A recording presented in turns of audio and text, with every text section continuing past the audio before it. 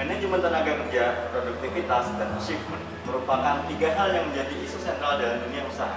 Lalu, bagaimana ketiganya dapat dikelola secara padu untuk mencapai visi bersama? Langsung dari MG Setos Hotel Semarang, kita akan mewawancarai para pimpinan perusahaan pemenang Sidakarya Award 2022 dalam Goreng Bakwan, ngobrol bareng pegawai dengan topik kerap tenaga kerja, produktivitas, dan prestasi dalam dunia usaha. Bersama saya, Sindung Mardana.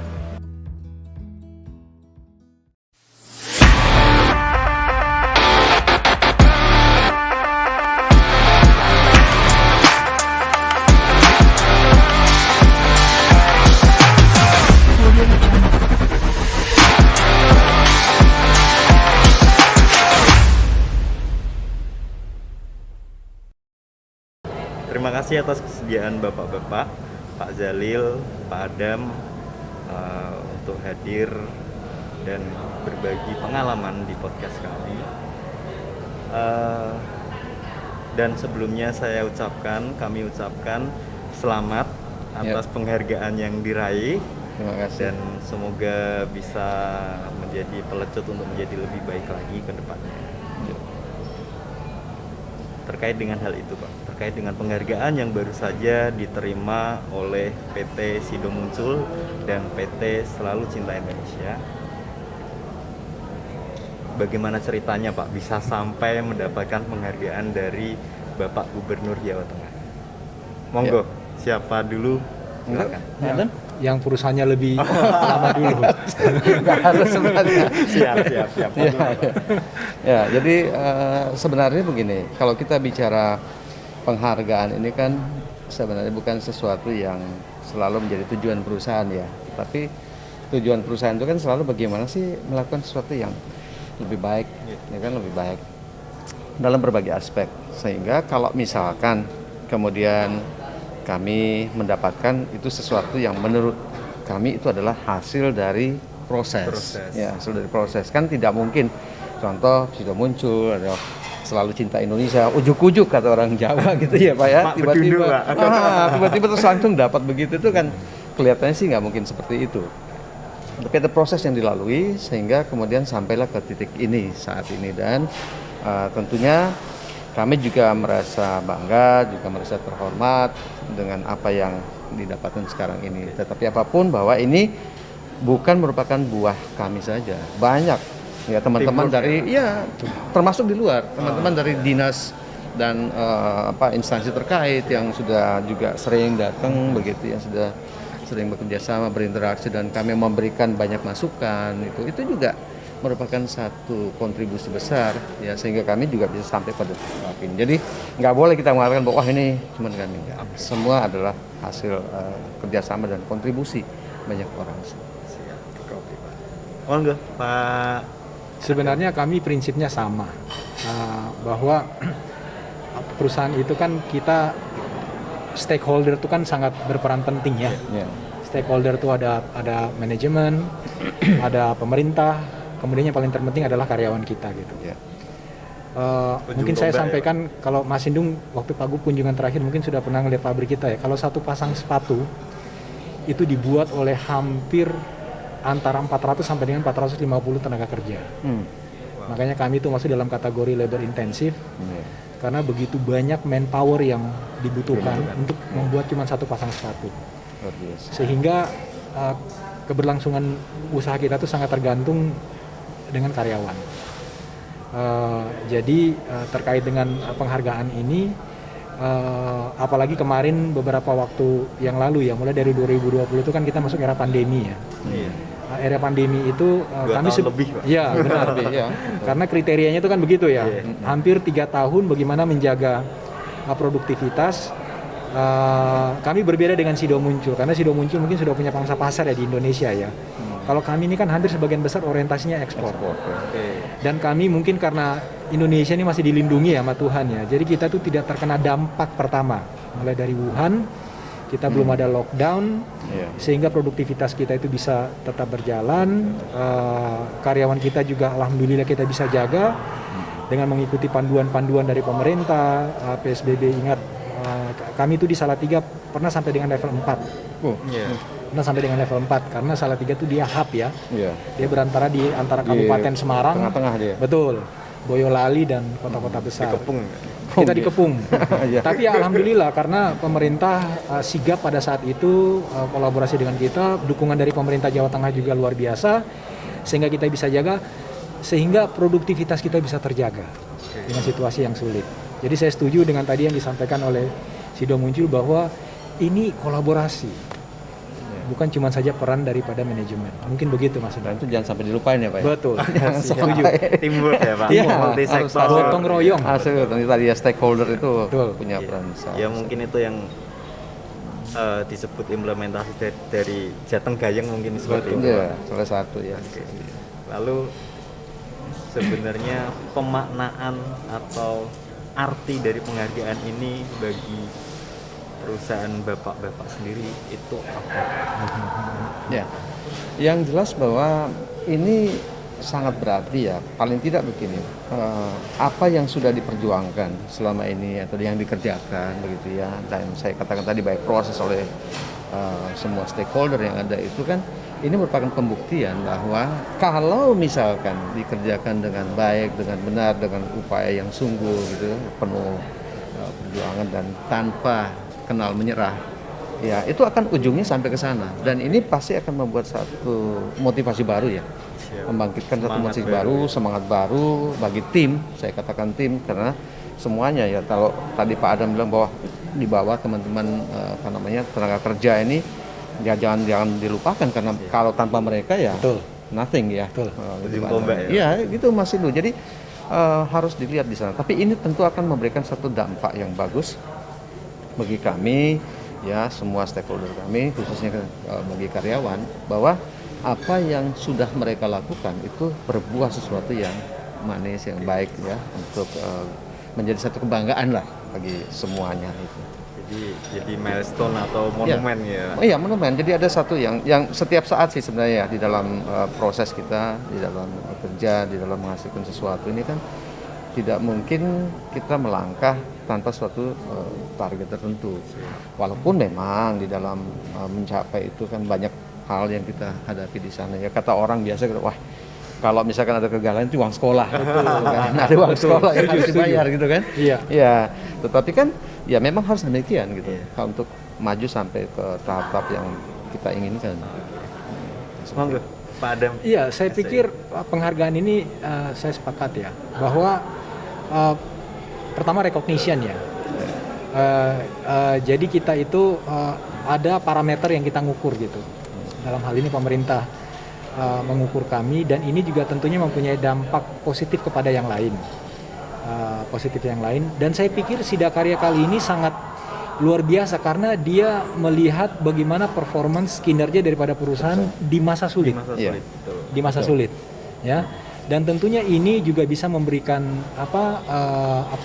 bisa memberikan pencerahan kepada teman-teman pengusaha yang lain gitu kan, Iya. bahwa di masa sulit aja Kita bisa. Akan bisa survive. Indonesia bisa survive gitu, ya kan, Indonesia bisa survive Iya. gitu.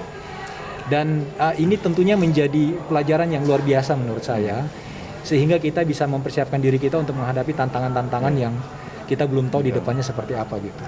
Dan sebenarnya dengan ujian yang kali ini ya Betul. harusnya bisa lebih tough lagi ya. Betul. Bahwa dengan Betul. tadi yang Pak Adam katakan, dengan kondisi kayak gini kita masih bisa survive. Apalagi Betul. ya kan kalau dihadapkan Sudah kepada terbukti tahun Betul. batin Iya. ya. Pokoknya Kondisi yang masuk kita angin akan- ada Sido muncul.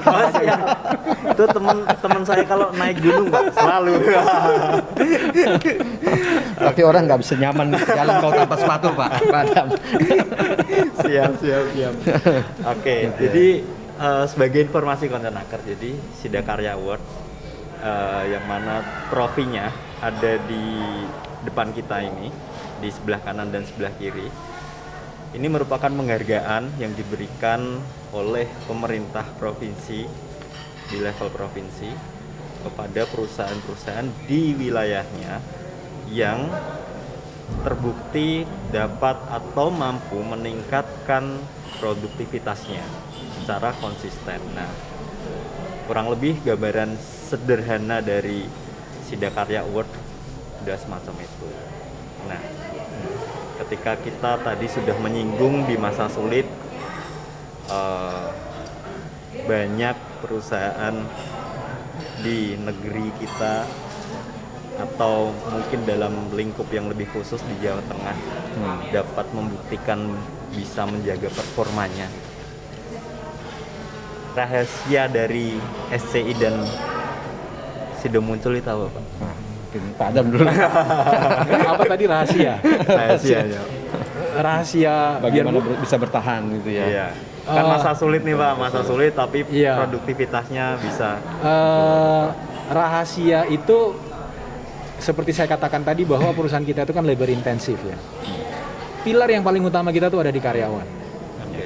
Jadi yang paling terpenting adalah sesuai sama juga sebenarnya dengan filosofi perusahaan kita, yaitu human touch management, atau bahasanya itu ya memanusiakan manusia gitu.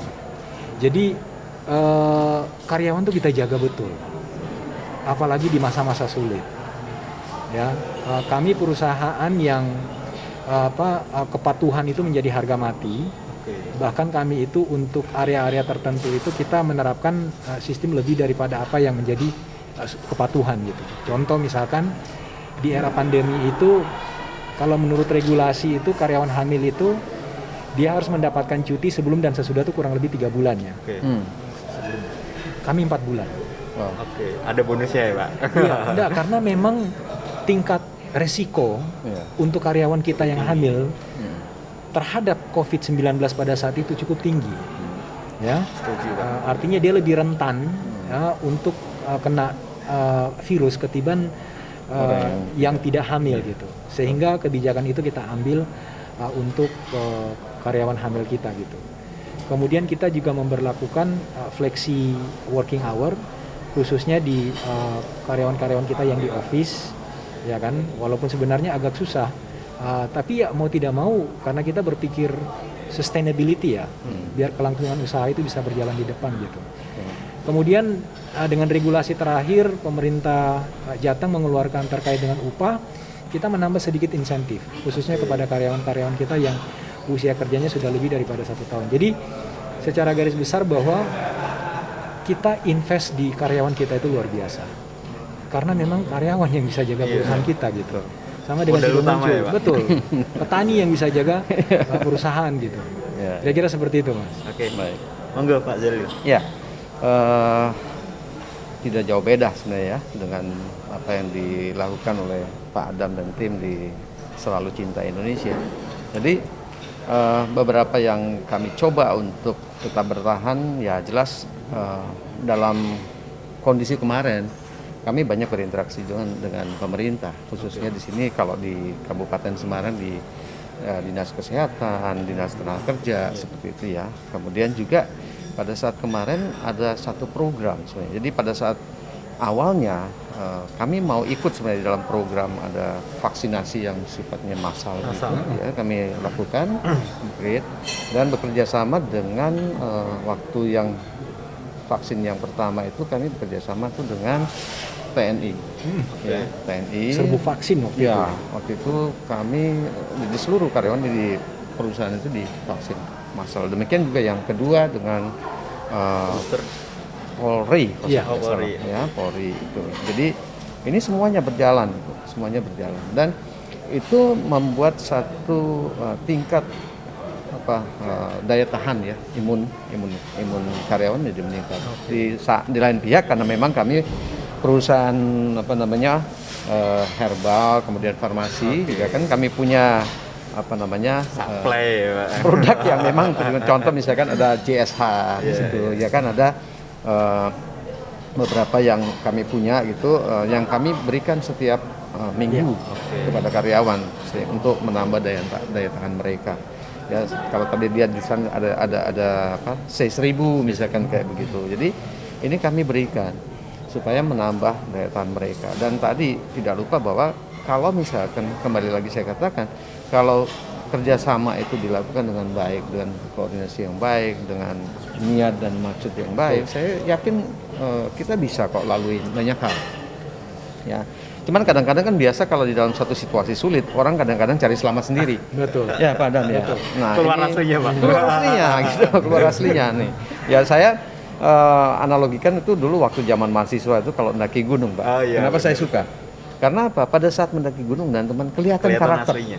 karakter orang aslinya keluar gitu. Setuju. Mana yang pada saat susah dia ngacir sendiri, mana yang memang mau menolong orang. Nah ini pada saat kondisi seperti ini kita lihat kemarin ya. Jadi apakah memang ini satu pandemi ini membawa kita tinggal melihat. Sebenarnya kalau kita lihat dari cerita-cerita orang-orang bijak, katanya kalau misalkan ada sesuatu di sana yang kemudian ya cara pandemi itu sebenarnya ada opportunity. Betul.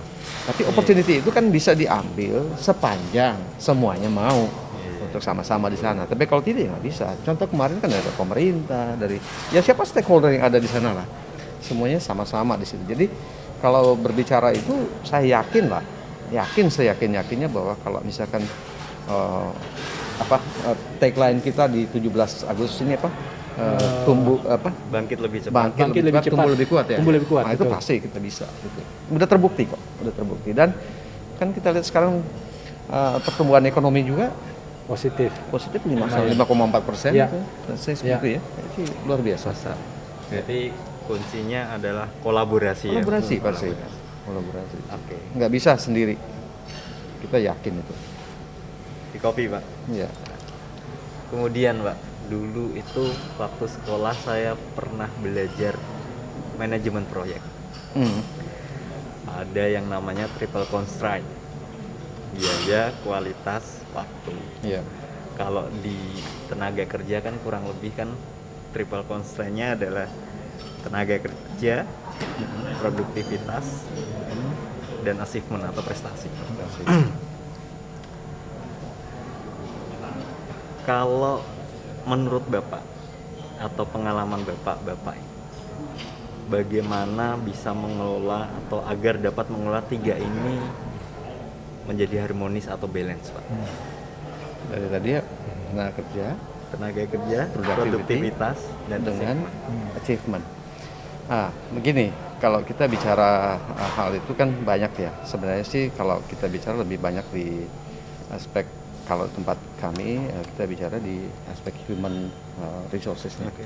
Ya, strategic di human resources. Jadi memang kalau bicara productivity ya tidak bisa kita cuma gaung-gaungkan saja gitu bahwa oh kamu harus produktif, ya bagaimana caranya gitu kan orang juga harus kita didik dengan baik ya.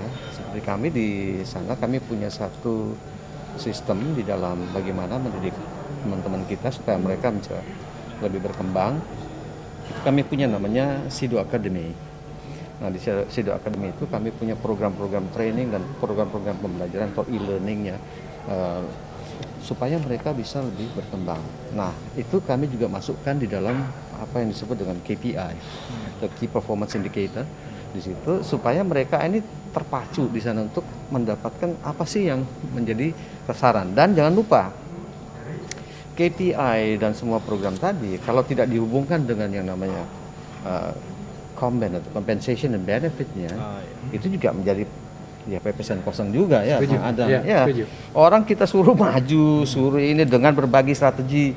Begitu dia capek di situ, terus dia bilang, ya untuk saya mana? Jelas feedback ya, Pak. Iya nggak Itu bisa. harus Jadi ada feedback. menurut saya sih sesuatu yang sia-sia tuh ya. Kalau misalkan kita gitu. Dan bahkan itu akan destroy value juga, Oke. ya kan? Iya. Karena apa? Ya tadi karyawan merasa bahwa dia sudah memberikan suatu kontribusi, tetapi dia tidak mendapatkan bagian dari kontribusi yang dia sudah berikan. Nah ini harus. Nah salah satunya kemarin mungkin saya boleh cerita pada saat tahun lalu kami punya cukup bagus di dalam performance, dan tahun 2022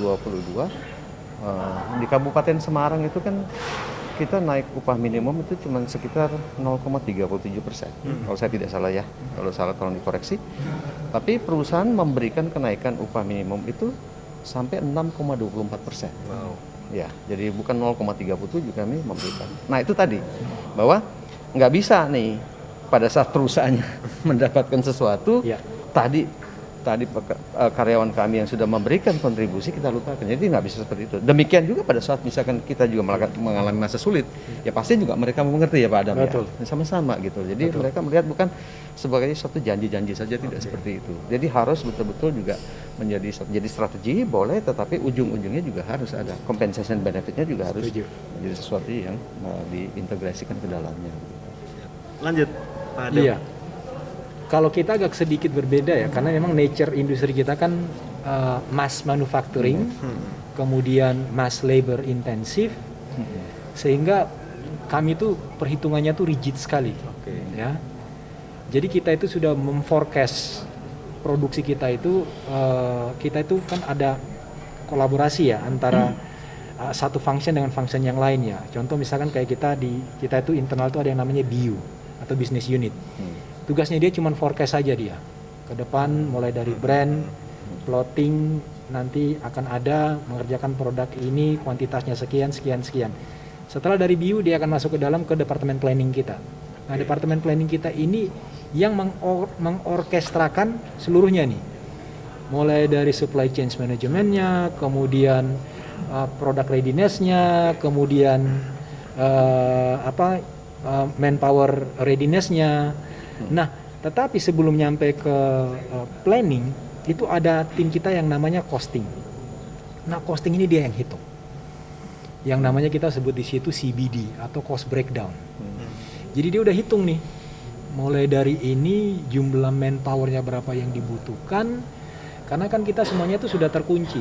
Jadi mulai dari order itu dia keluar sampai dengan kita ekspor itu sudah terkunci semuanya. Jadi kita nggak boleh keluar, karena kalau kita keluar dari situ kita akan berpengaruh terhadap KPI kita, ya kan? KPI kita. Kita punya namanya manufacturing index. Index itu di situ itu kita dilihat performance daripada delivery kita dan lain sebagainya. Nah, kembali lagi, jadi cost breakdown itu semuanya sudah dihitung di situ. Jadi manpower requirement-nya berapa, kemudian materialnya ininya kayak gimana, dan mereka kan harus update terus.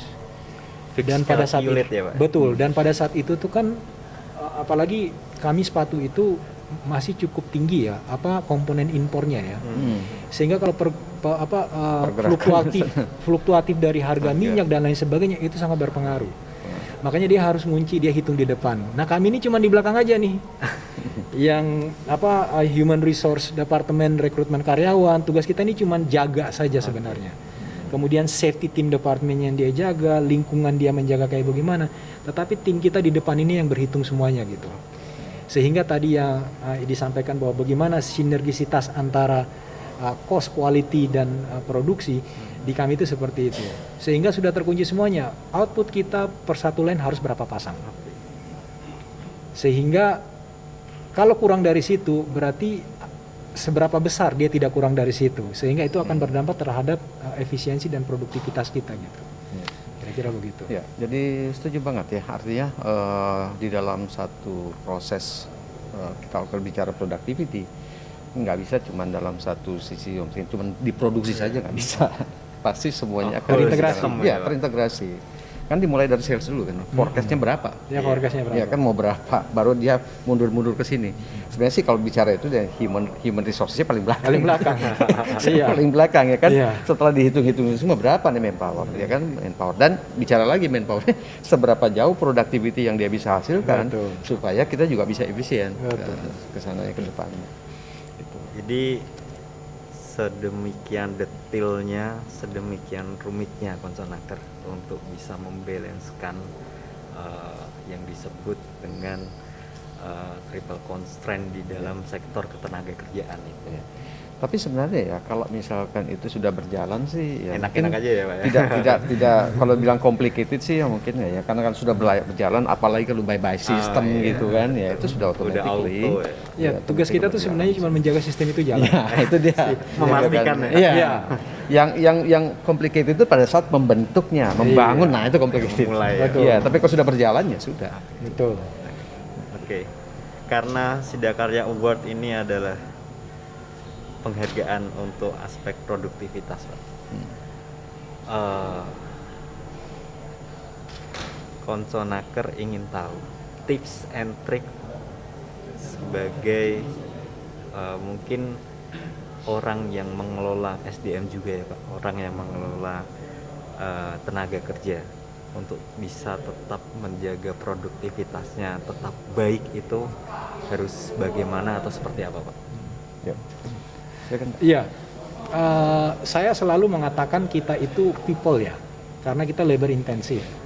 Jadi kalau lihat biasanya piramida kita belajar ya, perusahaan itu kan ada profit, ada planet, bagaimana dia menjaga sustainability, kemudian ada people gitu. Kalau kami itu people, karena memang labor intensive itu pilar utamanya itu ada di people gitu. Karyawan kita, kemudian stakeholder gitu. Nah, bagaimana kita menjaga itu ya kita harus bagaimana kita menjaga khususnya engagement ya. Engagement antara pimpinan dengan karyawan ini harus terus sinergisitasnya harus terjaga.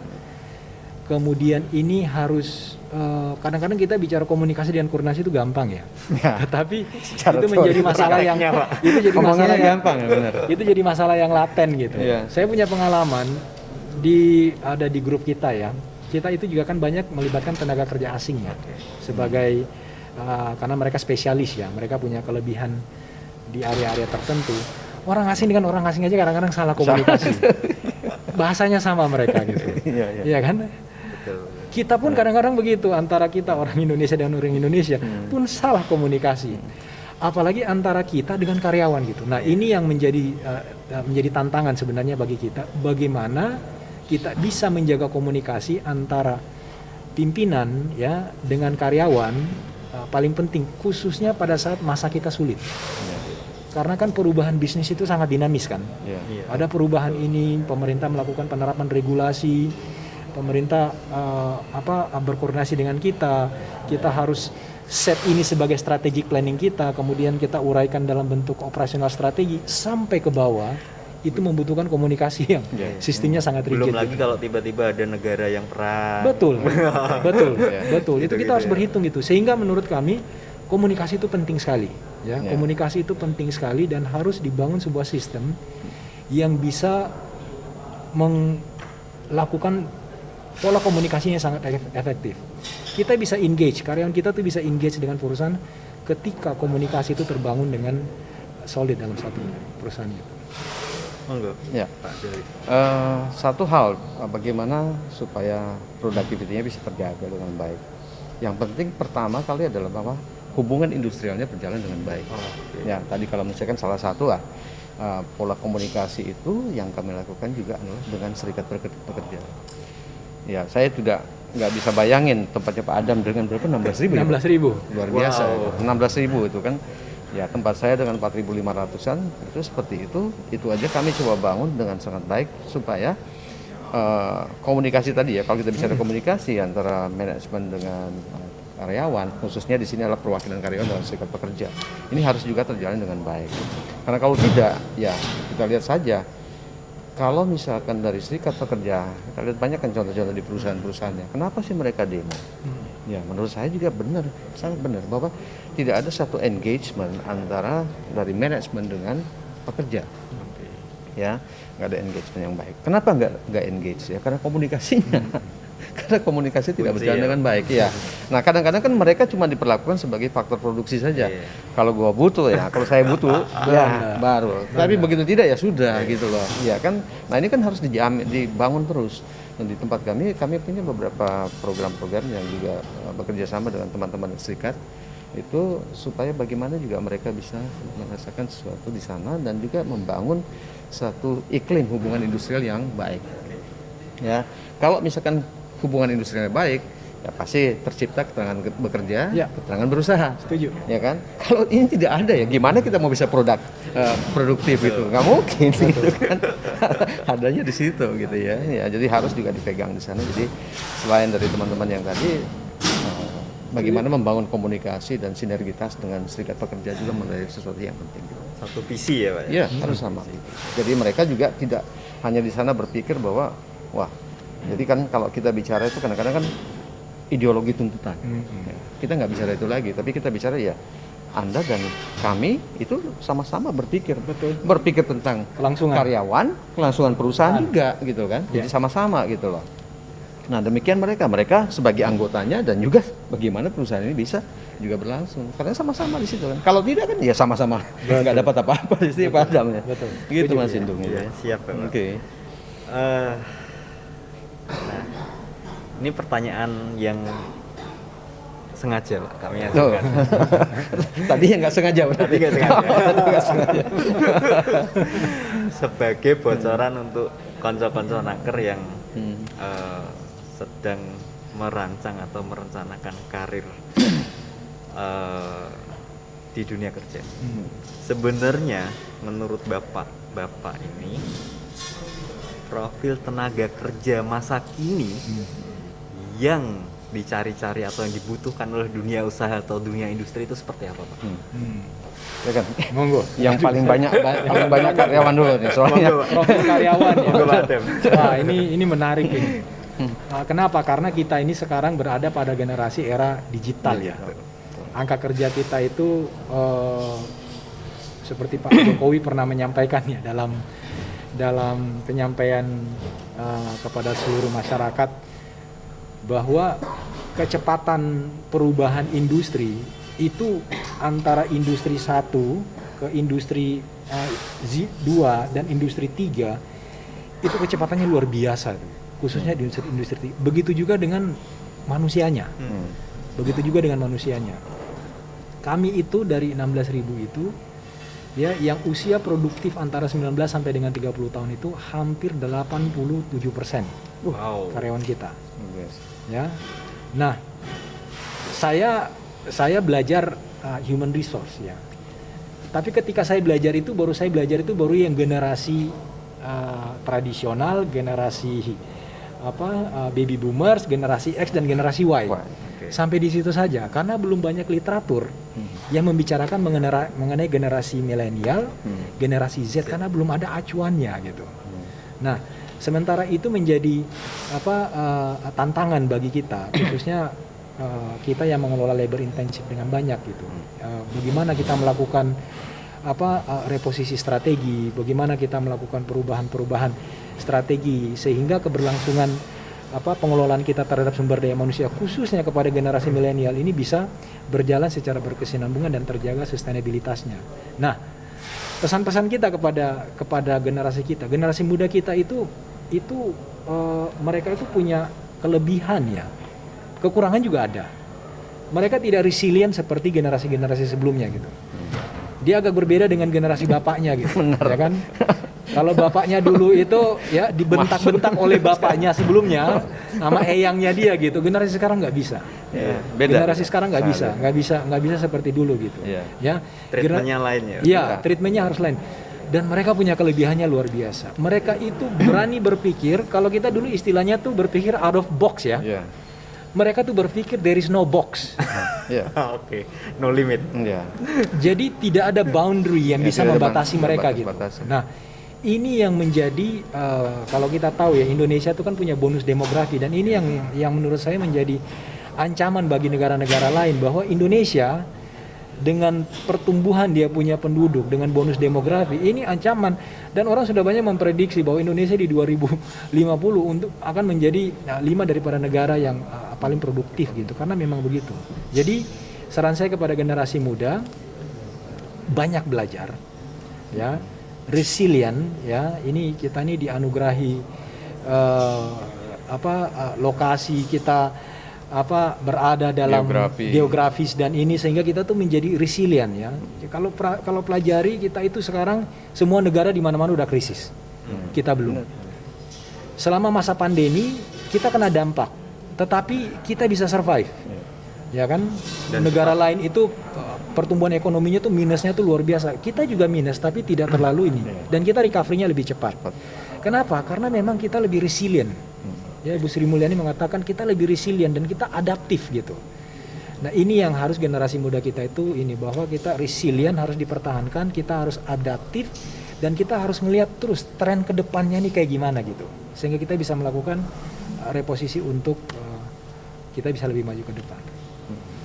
Monggo, Pak Jalil. Baik, apa sih sebenarnya yang dibutuhkan ya kalau kita bicara nih untuk teman-teman yang akan masuk ke industri? Ya jelas yang kalau kita berbicara itu mereka harus punya suatu daya adaptasi yang tinggi ya terhadap perubahan yang ada sekarang. Tadi Pak Adam katakan sekarang ini kita, ya, Pak? ya adaptability yang tinggi ya. Kalau kita bilang sekarang ini kan semua berlari, ya kan, semua berlomba nih. Dan kita berlomba itu bukan cuma di kita saja, kita berlomba dengan orang-orang di luar juga. Ya, di luar negeri seperti apa. Jadi industri kita tetap harus bisa compete di sana. Nah, bisa compete tentu kalau misalkan kita punya sumber daya yang memadai, ya kan, orang-orang yang ada memadai di situ. Dan memang sekarang kalau kita lihat banyak perusahaan berlomba-lomba untuk mencari sumber daya yang kompeten di sana, yang punya satu nilai tambah yang lebih. Dan sekarang nggak bisa diam lagi. Kalau teman-teman di sana ya mereka harus punya portofolio yang bagus gitu. Nah sekarang kalau kita lihat ya di LinkedIn lah misalkan. Kalau kita sekarang kan perusahaan itu gampang ya. Nyari orang tuh tidak perlu buka iklan, nggak perlu. Sekarang masuk ke LinkedIn aja, di sana kita tinggal search apa, kita mau spek yang seperti apa, kualifikasi seperti apa, sudah tersedia semua di situ. Nah oleh karena itu kalau mereka mau bersaing, mau masuk ke dalam industri, menurut saya mereka harus punya suatu portofolio yang lebih daripada yang lain, karena itu adalah nilai jual. Nilai jual, ya itu value ya, itu merupakan satu value bagi mereka supaya mereka bisa compete di sana. Kalau tidak, pasti ketinggalan. Nah, orang-orang yang sekarang yang saya bilang si generasi milenial, sebenarnya mereka tadi yang dikatakan Pak Adam, mereka punya kemampuan ya, adaptability sebenarnya oke. Tapi kadang-kadang, nah ini daya juangnya yang kadang-kadang tidak. Coba tadi ya. Setuju. Beda sekali dengan dulu tenaga. Kita dulu ya kan Pak Adam dimarah-marahinnya masih kerja di situ. Sekarang jangan saya dimarahin dikit ini jauh dia. Besoknya hilang. Besoknya hilang. Saya ada cerita lucu. Itu ada karyawan saya, ya. Dari lantai produksi satu orang dia pulang nggak kembali lagi. Begitu kita tanya, kamu kenapa kayak gitu? Ternyata diputusin pacarnya. Nah itu kan seperti itu. Iya betul. Ya. Jadi itu yang saya bilang tadi itu apa namanya, mereka punya daya tahan terhadap sesuatu itu fragile banget ya, fragile. Tapi artinya begini, tetapi mereka punya kelebihan. Itu harus kita akuin. Sekarang ini sangat berbeda. Mereka punya kelebihan yang memang tidak seperti lagi kayak kita dulu.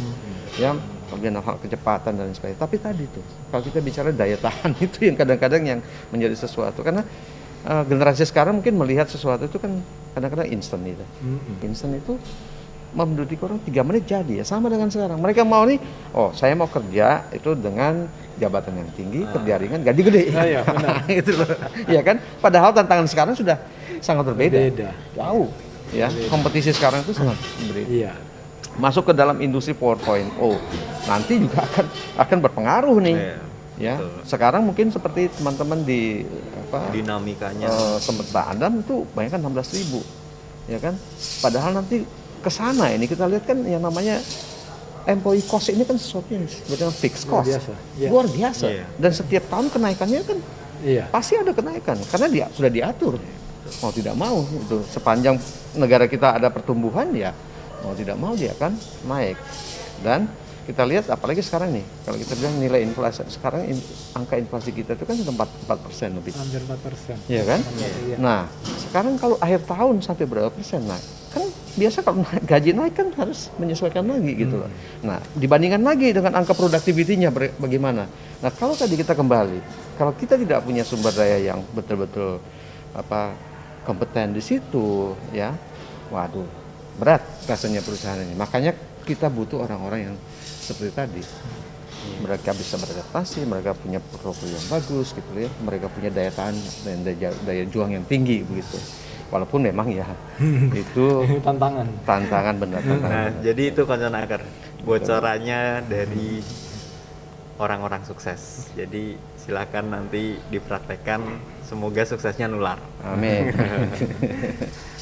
Nah, tadi Bapak-bapak sempat menyinggung bahwa salah satu kunci dari meningkatnya atau stabilnya angka produktivitas di perusahaan Bapak-bapak adalah kolaborasi.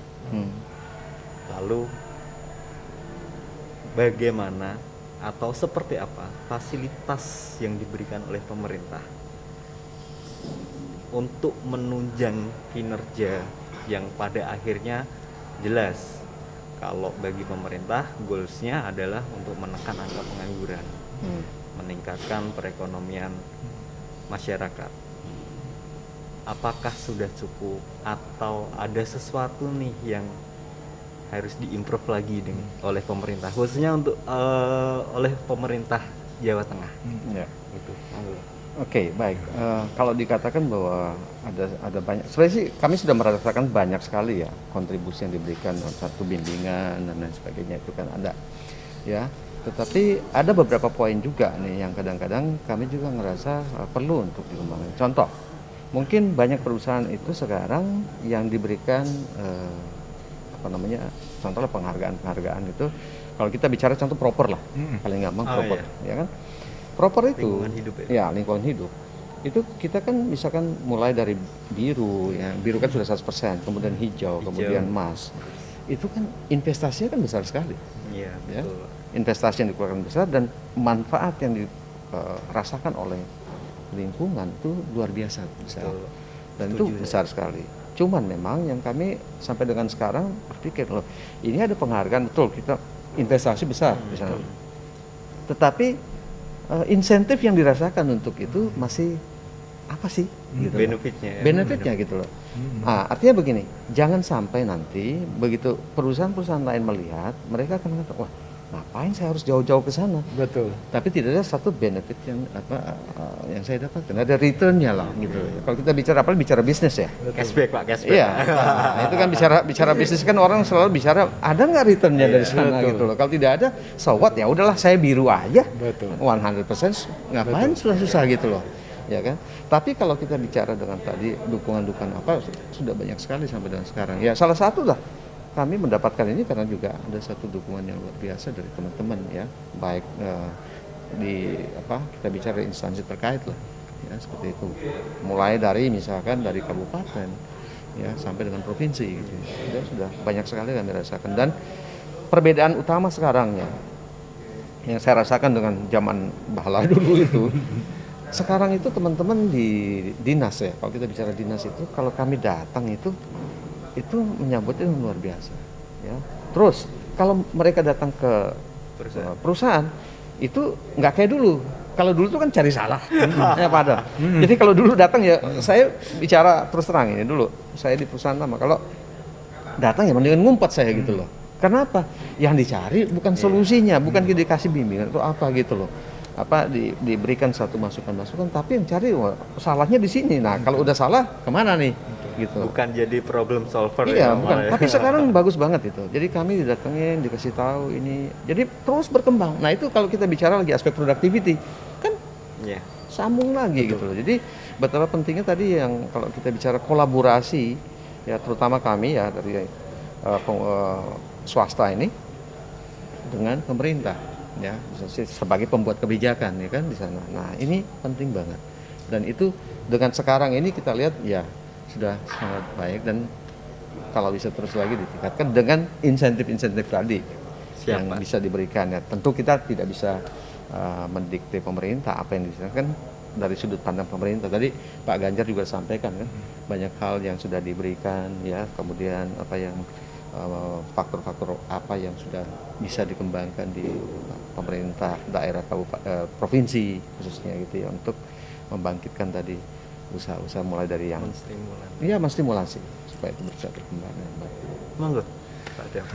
Saya setuju ya bahwa sekarang itu banyak sekali perubahan ya.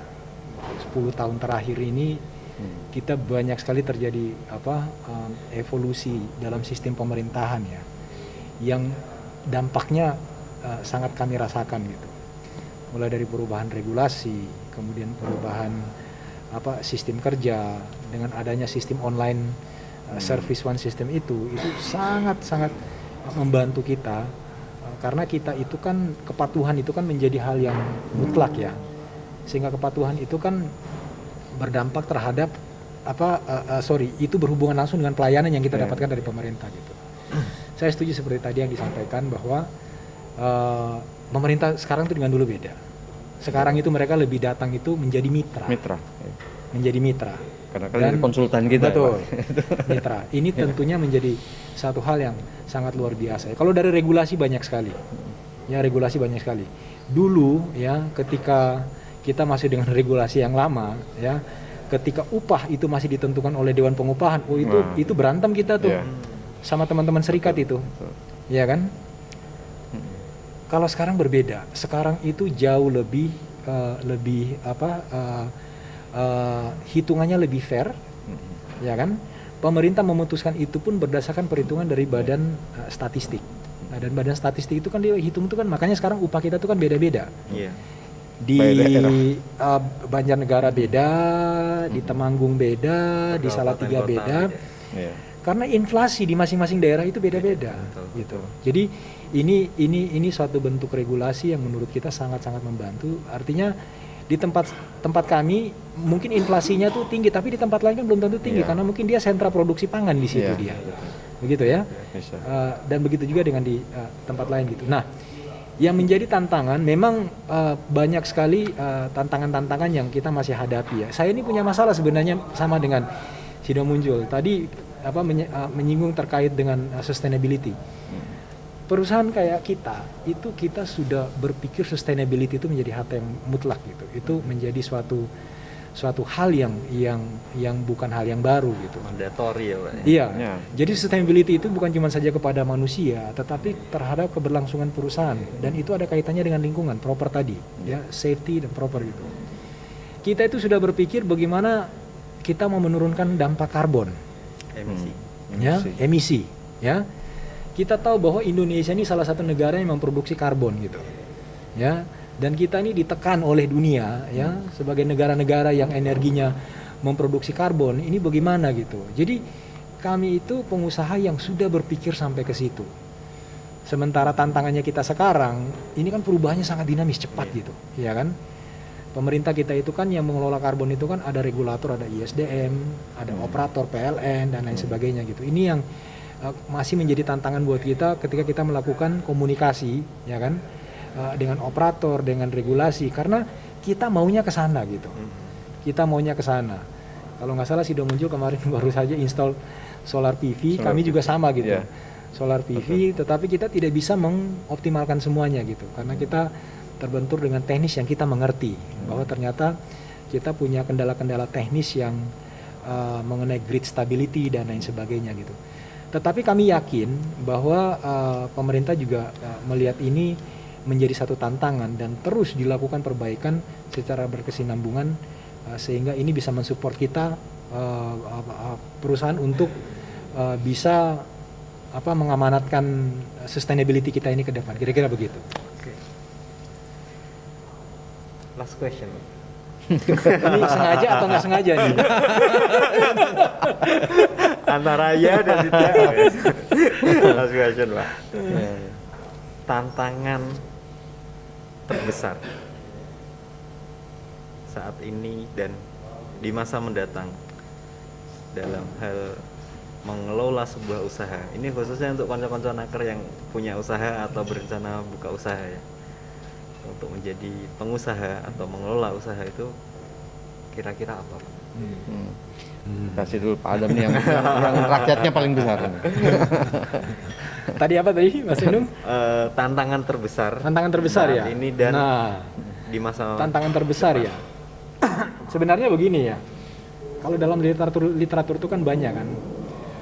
Siapa yang bisa survive adalah siapa yang bisa membaca tren ke depan. Ya. Yang bisa membaca tren ke depan gitu, ya. Orang yang tidak bisa baca tren ke depan, maka kehancuran tuh akan ada di depan dia gitu. Sama juga dengan kita. Ya, contoh misalkan kayak tadi ketika masyarakat kesehatannya sedang turun ya, dilanda pandemik, maka apa yang harus diberikan? Ini kan baca tren namanya. Yeah. Baca tren. Dengan adanya ya sekarang ya yang konflik antara Ukraina dengan Rusia, ini secara tidak langsung akan mempengaruhi kita punya supply planning. Karena kita ada banyak juga komponen-komponen chemical yang masih kita impor dari luar gitu. Kita harus baca tren itu. Sehingga kita bisa melakukan hedging dan lain sebagainya gitu. Kita baca terus mengenai perkembangan karyawan kita. Ya. Kita komunikasi, kita bangun terus gitu. Sehingga kita bisa baca tren ke depan karyawan kita nih kayak bagaimana. Ya. Yang millennial generation tadi, mereka perubahan behavior, mereka punya punya budaya baru, TikTok tadinya yang mereka semua dari Facebook, mereka shifting kepada Instagram, sekarang ke TikTok, ini semua tren. Dan kita harus bisa baca itu. Sehingga kita bisa melakukan reposisi terhadap strategi kita bisa minimal kita menyambut gitu. sehingga keberlangsungan usaha itu tetap berjalan. Ini nggak bisa cuma satu aspek, Mas. Ini harus semua aspek. Dan dia korelasi antara satu aspek dengan aspek yang lain, kira-kira begitu. Jadi baca tren. Keren ya Pak. Ya. Oke. Monggo, Ya, Pak Zali. benar. Jadi kalau kita bicara tantangan terbesar ke depan, ya pastilah bagaimana perusahaan itu supaya bisa survive ke depan itu tantangan besar. Tapi apa itu gitu kan? Kalau kita bicara sekarang tingkat kompetisi ya kita bicara. Seperti misalkan Sido muncul boleh sekarang menjadi perusahaan herbal terbesar di Indonesia. Tapi kan orang juga ngiler juga lihat, ya kan? Pasti semua akan masuk juga gitu loh. Ya, masuk ke sana. Dulu pada saat saya bicara dengan cerita-cerita yang lalu, contoh misalkan dulu mie instan, ya, di sana ada satu perusahaan yang cukup gede. Orang tertarik kan melihat, wah ini kuenya gede banget ini, ya kan? Masuk kecimpung di sana gitu kan. Nah sama dengan kami, pasti suatu saat juga orang akan melihat. Nah untuk itu kan kami bagaimana juga harus melihat bahwa suatu saat orang akan masuk ke sana. Dan tadi kalau dikatakan bagaimana membaca tren ke depan, betul sekali. Kita harus bisa baca 5 tahun, 10 tahun ke depan harus bagaimana, siapa yang akan bermain di sana gitu, dan apa yang harus kami lakukan. Ya, karena begini, kalau bicara ke depan, sekarang kalau perusahaan itu oke, mungkin dia bisa compete di pasar, tapi kalau misalkan dia tidak bisa efisien ke dalam, ya sama juga, hancur juga, nggak bisa juga gitu loh. Ya kan, bagaimana kami juga kita bisa berkompetisi dengan baik di sana, tapi kita juga bisa compete dengan kita punya productivity yang semakin meningkat, kemudian juga efisiensi bisa kita jalankan dengan baik. Nah ini kembali lagi ke dalam gitu. Kalau bicara seperti itu kan seluruh komponen yang ada di dalam perusahaan kan harus juga ikut di dalam. Kalau semuanya punya engagement yang bagus di dalam melihat itu, ya antara manajemen dan karyawan, saya pikir sih kita bisa lalui itu dengan baik. Ini kan sudah terbukti dengan yang lalu, iya kan? Setuju. Apa yang sudah kita lakukan yang lalu itu kan kemudian terbukti sekarang bahwa kita bisa lalui itu dengan baik. Jadi, oke, masa depan sesuatu yang mungkin ya banyak ketidakpastian. Tetapi sepanjang kita bisa plan itu dengan baik, melalui satu kolaborasi yang bagus gitu ya, kita bangun satu sinergitas yang baik antara semua stakeholder yang ada, saya yakin kita akan bisa bersama-sama lalui itu dengan baik. Oke. Wow, luar biasa ya Pak Zonaker. Jadi itulah serba-serbi di balik 2 trofi yang ada di depan kita saat ini. Mulai dari pemikiran, pengalaman, kemudian visi. Saya kira itu menjadi sesuatu yang penting. Terima kasih Pak Adam, PT Cinta Selalu Indonesia. Selalu cinta Cinta Indonesia. Waduh. Selalu cinta Indonesia. Aku, Pak. Dan nasionalis banget. Indonesia harga mati. Harga mati. Dan Bukan Semarang ya Mas ya. Indonesia kita. Iya. Udah pasti Semarang. Siap. Dan Pak Zalil, Iya. PT Sido muncul ya. Iya. So, terima kasih atas kesediaannya untuk rawuh di Goreng Bakwan. Iya. Terima kasih atas insight, pengalaman, dan ilmu-ilmu baru yang dibagikan kepada kami, kepada Konsonaker juga. Iya. Dan semoga dapat terus berprestasi, Amin. terus produktif, Iya. terus menginspirasi, itu juga penting ya Pak. Iya. Dan untuk konco-konconaker, jika ingin mengintip peluang-peluang kerja di area Jawa Tengah dan sekitarnya, bisa mengunjungi www.bursakerja.jatengprof.go.id. Pak Adam dan Pak Zalil kalau misal ada Bisa, itu masuk ke situ lowongan juga ya? silakan monggo. Oh, Pak. ya. Bisa Pak. Baik. Bisa. Saya teman Informasi baik yang dengan bisa. Pak Yusuf di Nah, kementerian gitu. Oh iya, Oh. siap Pak, siap. Baik. Ya. Kebetulan connect juga Pak. Nah. Connect juga. Jadi nanti bisa Ya, itu kembali lagi kolaborasi. Kolaborasi. Itu Betul, gotong royong. Ya, benar.